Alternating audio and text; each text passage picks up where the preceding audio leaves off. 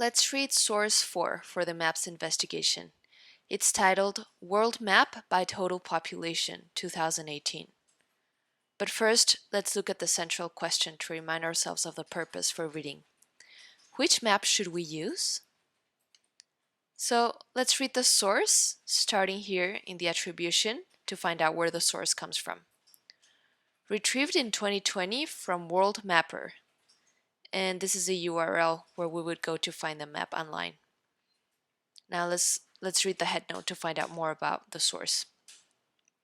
This is a cartogram, a kind of map that represents the size of countries according to a specific feature, like education level, birth rate, etc. This cartogram shows the size of each country or territory based on the proportion of the world's population living there in 2018. The world's population is approaching 8 billion people. However, as this map shows, the population is not evenly distributed across the globe. Okay, now we're ready to look at the source itself. And it's a map, so there's no one way to read a map, but I'm going to do my reading of the map. And the only words that I see here are these ones, World Mapper, which I know is a site where they found the map. And what I see is all the continents here in different colors and the countries inside of them. And so we've got North America here in blue, and South America in aqua, and Africa in green, and Europe in purple, Asia in red, and Southeast Asia and probably Australia here in orange.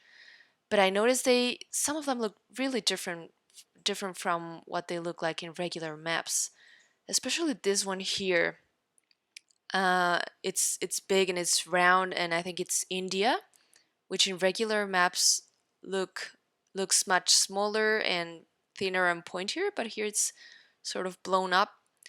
And I noticed that it's almost as big or about as big as the whole of Africa, which tells me that India by itself must have a similar percentage of the world population as the whole of Africa. And another really big one here is this one, which I'm thinking is China because of where it is and because I know China has the largest population in the world. But it looks like India is not far behind. And between China and India, it looks like they have a big chunk of the world's population compared to the rest of the world. And other places look smaller in comparison. I'm especially noticing Russia here above China. I know Russia has the largest territory, but here it just looks like a line, which means that it must have a small percentage of the world's population despite it being so large.